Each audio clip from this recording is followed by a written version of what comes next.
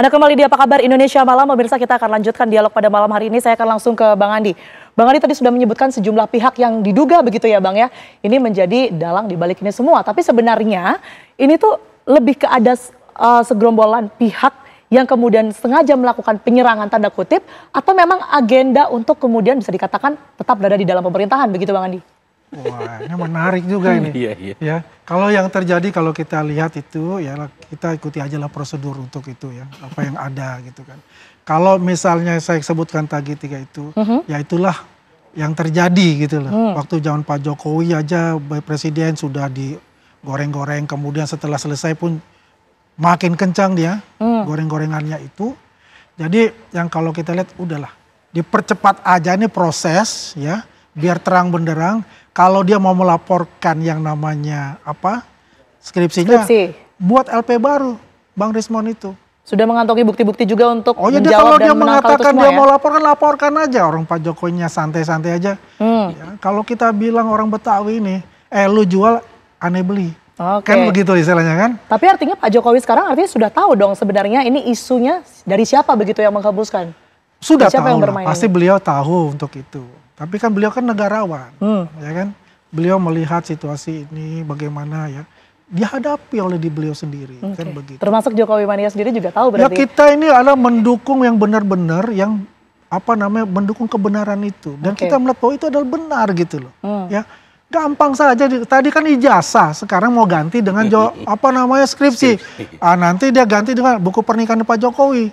Ya nanti lagi suratannya Pak Jokowi. Kan kayak begitu itu udah. Aduh, udah nyasar kemana-mana itu kita bisa menebak bahwa dia itu dalam diri mereka ini ya sudah rada resah gitu loh. Waduh, gue bisa terpidana nih nantinya kayak begitu kan. Ya, tadi intinya adalah yuk kita dukung penuh apa yang dilakukan oleh Polda Metro Jaya dan penyelidikan ini nanti meningkat jadi penyidikan, kemudian jadi proses justisinya kan langsung di pengadilan terbuka lah semua. Kalau dia minta mereka mau ya pemeriksaan secara terbuka, silakan saja diajukan ke Polda Metro Jaya. Saya rasa itu akan diterima. Tapi seperti yang tadi dikatakan oleh Prof. Waib begitu ya, ini kan isu yang terus digaungkan, isu yang digoreng terus-menerus ini bisa mengubah persepsi ini menjadi seolah-olah benar begitu Bang. Ini bukannya merugikan Pak Jokowi. Nah, ini kan post-truth ini semuanya apa yang dikatakan bohong itu ya. Palsu. Ya tukang nasi uduk, ya tukang gorengan. Kalau kita tanya, ijazah Pak Jokowi apa? Palsu. Dia tahu nggak? Kan nggak tahu. Karena apa? Itulah kekuatan dari medsos itu. Dan ini kekuatan itu mereka itu kekuatan itu. Dia hajar terus itu. Ya, bagaimana merubah opini publik? Ya, apa yang dikatakan Pak Prof tadi untuk membuat kegaduhan di negeri ini. Ini masalahnya ini. Dan tugas kita adalah memberikan informasi yang balance kepada masyarakat. Ya. Kenapa nggak ditunjukin sekalian Bang? Ini Jokowi ijazah Jokowi asli ataupun juga skripsi yang asli begitu? Kita tunjukin aja begini. Mereka akan cari-cari. Itu gambarnya tuh nggak ada tuh stempelnya gitu. Ya fotonya hitam tuh stempelnya nggak ada. Wah ini foto kedua nih tempelan ini misal. Kan akan begitu. Dia akan mencari-cari lah. Ya. Akan mencari-cari bagaimana ini bisa jadikan pintu masuk untuk menjatuhkan Jokowi. Saya ke Prof. Ini kalau melihat tipikalnya orang Indonesia begitu ya Prof ya. Ini kan nampaknya suka sekali dengan isu-isu yang seperti ini. Ada yang terzolimi, kemudian ada pihak-pihak yang kemudian itu nyecer isu atau menggoreng isu ini sendiri. Apa yang bisa didapatkan oleh Pak Jokowi dengan adanya isu ini? Apakah ada keuntungan atau dampak tertentu yang bisa didapatkan kepercayaan masyarakat misalnya? Sebenarnya gini Mbak. Kalau isu ini, kalau kita bicara keuntungan, ya pasti yang untung adalah orang yang menghembuskan isu ini, lalu mendapatkan apa namanya pendukung yang banyak, itu yang menang. Ya sebenarnya gitu ya, kalau kita kalkulasi opini. Tapi saya melihat bahwa dalam konteks ini Pak Jokowi merasa memang selalu mengatakan bahwa saya direndahkan, ya.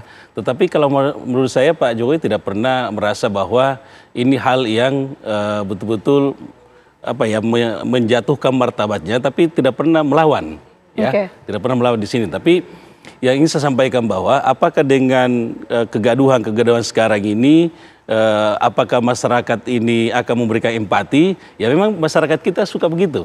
Kalau misalnya menikmati itu ya Prof ya? Oh ternyata biasanya ketika sudah terbukti ternyata tidak terjadi, nah itu baru muncul rasa empati yang muncul di sana. Masyarakat kita biasanya begitu. Nah kalau misalnya dalam situasi ini kan terlalu politis ya, ini kalau saya melihat politisnya, kalau misalnya secara politis dibawa ke empati masyarakat, kayaknya agak sulit. Tapi kalau kita mengatakan bahwa ada empati kepada kelompok-kelompoknya sendiri, komunitas-komunitasnya mungkin itu terjadi.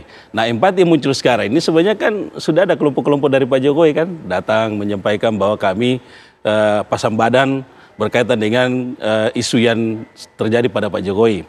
Nah isu sekarang ini kan, ya itulah saya setuju dengan Mbak Nita, sudah ditunjukkan ternyata dia mencari lagi yang lain, kan gitu ya. Nah saya kira tetap cari celah untuk salahnya Pak Jokowi begitu. Ya, pertama salahnya dicari, yang kedua momentumnya untuk bagaimana memperpanjang skenario sinetron ini. Ya kan gitu. Kita nggak tahu ini kira-kira berapa episode ya. Berapa episode dan mungkin bisa terjadi beberapa bulan lagi ke depan. Kan gitu. Nah saya setuju dengan Mbak Andi tadi, mungkin ada by design yang orang-orang yang akan mengambil keuntungan di negara kita ini, tanda petik ya saya menyebut begitu, baru stop di sana. Kan gitu ya. Ada satu target yang ingin dia capai, ada satu target yang ingin dia lumpuhkan kalau bahasa harinya ya. Nah disitulah baru dia mengambil keuntungan itu.